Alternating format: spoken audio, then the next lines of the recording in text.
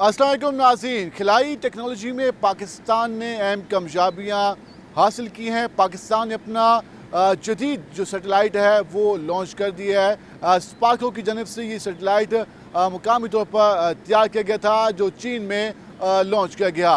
इस सेटेलाइट की लॉन्चिंग के बाद स्पार्को फ़िज़ाई और उसके अलावा जो खिलाई टेक्नोलॉजी है उसमें किस हद तक आगे जा चुका है, इस सारी सूरत हाल पर हम बात करेंगे। उस पर बात करने के हमारे साथ मौजूद हैं GM स्पार्को आयशा रबिया। इससे हम उनसे बात करेंगे कि वो इस सेटेलाइट की लॉन्चिंग के हवाले से हमें क्या बताती है। मैडम, स्पार्को को बहुत अहम कामयाबी मिली है, पूरे पाकिस्तान इस पर नाज कर, और स्पार्को के लिए इस हवाले से मुबारकबादें भी हम देख रहे थे कि सोशल मीडिया पर आ रही थी। इस सेटेलाइट की लॉन्चिंग का बेसिकली पर्पज़ क्या है, और उसकी लॉन्चिंग के बाद खिलाई टेक्नोलॉजी में स्पार्को किस हद तक आगे जा चुका है?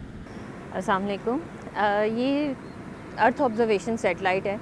तो इससे पहले भी पिछले साल हमने 3 लॉन्च किए हैं। 2018 में 2 लॉन्च हुए थे और अभी फरवरी में भी 1 लॉन्च हुआ था। तो ये डाउन द लाइन ये हमारा वैसे बेसिकली 7th सेटेलाइट है, लेकिन अर्थ ऑब्जर्वेशन के अंदर ये मकामी तौर पे जो तैयार करता है ये तीसरा है। तो आप लोग तो मीडिया के लोग ज़्यादा बेहतर समझ सकते हैं कि एक कैमरे से ज़्यादा काम अच्छा नहीं होता, 2 कैमरों से आपकी ऑब्जर्वेशन बढ़ जाती है, फ्रीक्वेंसी बढ़ जाती है।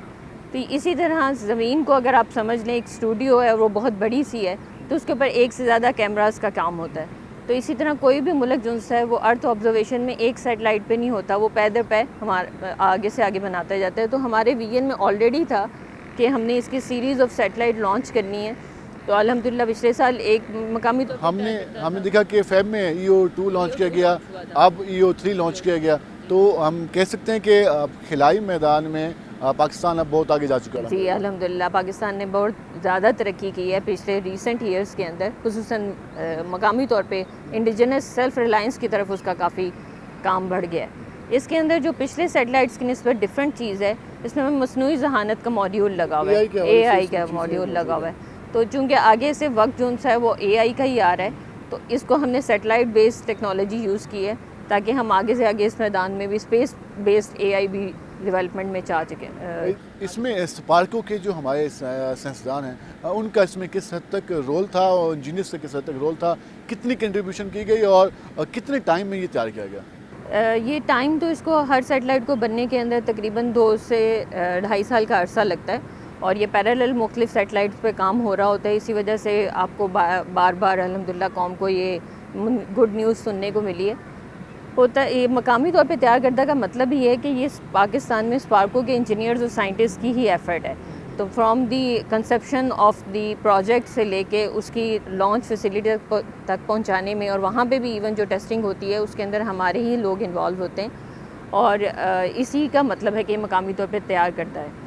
तो आगे से आगे इंशाल्लाह और भी आपको सीरीज़ ऑफ सेटेलाइट मिलेंगे। इसमें जो सबसे अहम चीज़ थी वो इमेजिंग के हवाले से था, जिससे आपने कहा कि ज़मीन एक स्टूडियो है, एक मुल्क की जो जोग्राफाई जो सूरत हाल होती है उसको खिला से देखना, उसकी मैपिंग करना, उसको इमेजिंग करना, ये सबसे ज़्यादा इम्पोर्टेंट होता है। जो पाकिस्तान में हम देखते हैं कि ये अगर हम ज़री उसके हवाले से देखें तो उसके लिए किस हद तक करामत होगा?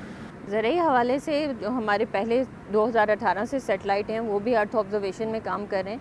अब होता जा रहा है कि जो सोशो इकनॉमिक डेवलपमेंट में हमारे डिफरेंट रेलिवेंट सेक्टर्स हैं ना, वो भी अब स्पेस बेस्ड टेक्नोलॉजीज़ को यूज़ कर रहे हैं। जैसे बैंकिंग सेक्टर के अंदर जब वो कर्जा जात दे रहे हैं, तो उन कर्जा जात के अंदर लैंड की मॉनिटरिंग के अंदर अब स्पेस बेस्ड काम वो यूज़ कर रहे हैं, हमारे उनके साथ प्रोजेक्ट चल रहे हैं। इसी तरह अर्बन प्लानिंग के अंदर भी रेलिवेंट बॉडीज़ के साथ हमारे प्रोजेक्ट्स चल रहे हैं। वो space based monitoring and planning को, अब इससे होता ये है कि आपका एफिशिएंट प्लानिंग भी होती है और टाइम बहुत रिड्यूस हो जाता है, बजाय इसके कि आप जाके साइट सर्वे करें और देखें कि एग्रीकल्चर में क्या सूरत हाल है, या अर्बन प्लानिंग में, या डिज़ास्टर के अंदर फिज़िकली जाना और आने में बहुत टाइम लगता है। तो स्पेस में उसका टाइम जो उनसे एक्सपोनेंशियली कम हो गया है, क्योंकि आपने स्पेस बेस एक बड़े एरिया की मैपिंग कर ली और रेलिवेंट डिपार्टमेंट को दी। से मालूम हो गया। एक और चीज़ हम देखते हैं कि हमारे यहाँ जो फ्लड वगैरह काफ़ी ज़्यादा आते हैं, और सैलाब से तबाहकारियाँ भी होती हैं, और हमारी जो मुख्तलिफ डिपार्टमेंट्स में हैं, तो इस हवाले से ये किस हद तक करामत साबित होगा? पिछले साल भी फ्लड के अंदर और उससे पहले भी अर्थ ऑब्जर्वेशन सेटेलाइट ने बहुत काम किया है। उसके अंदर हमारी जो सी डिज़ास्टर मैनेजमेंट की बॉडीज़ हैं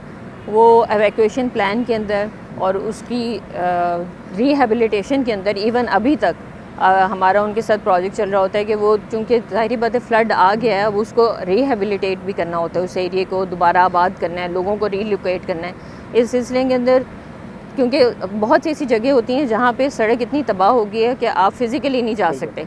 और लोग भी फंसे होते हैं, आबादी का भी नहीं मालूम होता कि कौन सी जगह पे दरिया के अंदर लोग मौजूद हैं, घर मौजूद हैं, और कहाँ पे आप अपनी जो मदद का सामान है वो कहाँ पे लैंड कर सकते हैं। तो स्पेस बेस में होता ये है कि आपके पास इमेज आ गया है, बहुत कम टाइम के अंदर आप मिनटों सेकंडों के अंदर प्लानिंग कर सकेंगे कि मैं इस जगह पे वो अपना कैंप लगा सकते हैं, यहाँ पे लोगों को एवैक्यूएट कर सकते हैं, क्योंकि फ़िज़िकली तो जाना मुमकिन नहीं रहता, हेलीकॉप्टर्स वगैरह। अभी हमने रिसेंट देखा कि मुल्तान में जब ये फ्लड काफ़ी ज़्यादा आया तो इंतज़ामिया ने पे सेटेलाइट के ज़रिए मदद ली और फिर वो इमेजिंग भी शेयर की गई हमसे और मीडिया से शेयर की गई कि वहाँ जगहों पे आबादी मौजूद है, वहाँ हमारी टीमें पहुँच रही हैं, वहाँ हम कैंप बेस करेंगे। तो ये एक सबको एक अच्छा फील हो रहा था कि हम टेक्नोलॉजी में इस हद तक आगे चले गए हैं। ये शुक्र है कि अल्हम्दुलिल्लाह अब हमारी सारी जो उनसे डिपार्टमेंट्स हैं वो स्पेस बेस्ड टेक्नोलॉजी को यूज़ करने से हमारे लोगों की मेयारी ज़िंदगी अब बेहतर होना शुरू हो गया, और यही हमारा मकसद है कि हम स्पेस को लोगों की मेयारी ज़िंदगी को बेहतर करने के लिए हर सेक्टर में, सिर्फ ये डिज़ास्टर मैनेजमेंट नहीं, एग्रीकल्चर के अंदर, फूड सिक्योरिटी में, फॉरेस्ट्रेशन के अंदर और आगे से आगे मेडिसिन के अंदर भी हम इसे इंशाल्लाह यूज़। कुछ चीज़ हमारे यहाँ जो रोड डेवलपमेंट है, मुख्तलिफ प्रोजेक्ट्स शुरू किए गए, जैसे CPEC के प्रोजेक्ट्स हैं, उसके अलावा हाईवेज़ हैं, उनके हवाले से भी इसको यूज़ किया जाता है। जी जी बिल्कुल, आपने CPEC का भी बड़ा अच्छा नाम लिया, और इसी तरह नेशनल हाईवे अथॉरिटी NHA के साथ भी हमारा कंटिन्यूस प्रोजेक्ट चलता है। मुख्तलिफ शहरों के अंदर जो उनकी बन रही होती हैं रोड मैपिंग के लिए, वो हमारे सेटेलाइट बेस्ड टेक्नोलॉजी को यूज़ करते हैं। अब तो हमारा कंटिन्यूस प्रोसेस इन लोगों के साथ शुरू हो गया है अल्हम्दुलिल्लाह। इसके साथ साथ मैं ये जानना चाहूँगा कि ये जो अभी सेटेलाइट लॉन्च किया गया है, ये कितने टाइम तक कारआमद होगा, कितने साल के लिए है, उसके बाद फिर नया इसको रिप्लेस करेगा, या ये जो सेटेलाइट है या ये पहले वाले को रिप्लेस करने के लिए है? नहीं, जो सारे सेटेलाइट्स होते हैं अर्थ ऑब्जर्वेशन की, उनकी लाइफ होती है तकरीबन 5 से 7 साल। तो अभी जो हमारा लास्ट ईयर लॉन्च हुआ था उसकी अभी 5 साल है, ये उसकी रिप्लेसमेंट नहीं है, ये उसके साथ है। ये समझें कि अब ये इसका फ्लीट का पार्ट बन गया, तो उसकी रिप्लेसमेंट तो उसके 5 साल बाद आएगी। अमूमन 5 से 7 साल इनकी लाइफ होती है, क्योंकि स्पेस इन्वायरमेंट बहुत हार्श है, वहाँ पे बहुत ज़्यादा सोलर स्टॉर्म्स और इस किस्म की चीज़ें होती हैं, जिसकी वजह से सेटेलाइट जो उनसे है आफ्टर 5 to 7 ईयर्स उसके अंदर डिके आ जाता है। तो फिर उसको आप लोगों ने जैसे ग्रेवयार्ड ऑर्बिट हम एक कहते हैं, उसके अंदर उसको फिर डिके कर दिया जाता है। तमाम इंटरनेशनल बॉडीज़ यही प्रैक्टिस करती हैं, फिर उसकी रिप्लेसमेंट में नया सेटेलाइट लॉन्च हो जाता है। तो अब एक व्हील जो उनसा रोल करना शुरू हो गया है, तो अल्हम्दुलिल्लाह ये स्पेस व्हील रोल करता जाएगा, ये चलता रहेगा। एक और चीज़ भी हमने सुनी थी, न्यूज़ में आया था कि पाकिस्तान अपनी खिलाबाज भी खिला में भेजने का इरादा रखता है, तो वो क्या प्रोजेक्ट है, वो कब तक कौम उसकी खुशखबरी सुनेगी और उसके से क्या क्या तैयारियाँ हो रही हैं? अभी आपने रिसेंटली सुना है कि उन 2 जो उनसे फाइनलिस्ट हैं, वो उनके टीवी पे पिछले दिनों इंटरव्यूज़ भी आए थे, वो फाइनल हो गए हैं। अब वो इसी चले गए होंगे, पिछले वीक उनकी फ़्लाइट थी, वो चाइना चले गए हैं, ट्रेनिंग है उन लोगों की, फिर ट्रेनिंग के बाद एक सिलेक्ट होगा और वो फिर चाइनीज़ स्पेस स्टेशन पे इस साल के आखिर तक इंशाल्लाह। क्योंकि हम 2026 में मज़ीद खुशखबरियाँ भी सुनने के लिए तैयार हैं। जी इंशाल्लाह, एस्ट्रोनॉट के अलावा सेटेलाइट के हवाले से भी आप इंशाल्लाह और खुशखबरियाँ सुनेंगे।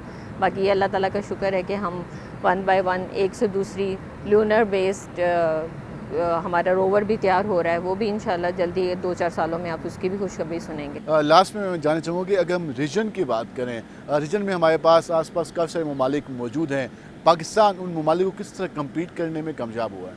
आप अब इसकी स्पीड पिछले 1 साल से ही देख लें, तो इंशाल्लाह कंपटीशन की बात नहीं है, लेकिन देखें हमने अपने हिसाब से चलना है, हमारा अपना एक विजन है, हमने उसके ऊपर फोकस करते हुए बढ़ रहे हैं। और पिछले साल में भी कौम का हमारा साथ रहा और हमारे इंजीनियर्स और साइंटिस्ट की मेहनत है, तो 1 by 1 अचीवमेंट हो रही है। तो आप देखेंगे पाकिस्तान इंशाल्लाह इस मैदान में काफ़ी तरक्की करेगा। पाकिस्तान इंशाल्लाह इस मैदान में काफ़ी तरक्की करेगा। आपने जाना कि पाकिस्तान किस तरीके से स्पेस में जो झंडे गाड़ रहा है और उसकी वजह से पाकिस्तान को बहुत कामयाबियाँ मिल रही हैं और पूरी कौम का सर फ़ख्र से बुलंद भी हुआ है, क्योंकि स्पेस में इस साल पाकिस्तान अपना दूसरा सैटेलाइट लॉन्च किया है। और अगर हम अर्थ ऑब्जर्वेशन के हवाले से बात करें तो ये पाकिस्तान का तीसरा सैटेलाइट है। और उससे पहले पाकिस्तान अपने 7 सैटेलाइट जो है वो फ़िज़ा में खिला में लॉन्च कर चुका है। तो इस हवाले से जो स्पार्को की अहम कामयाबी हैं हमने इस हवाले से बताया। मैडम आपका शुक्रिया, आपने वक्त निकाला। इस मज़ीद जो इसके हवाले से अपडेट होंगी हम आपसे ज़रूर शेयर करेंगे। अल्लाह हाफ़िज़।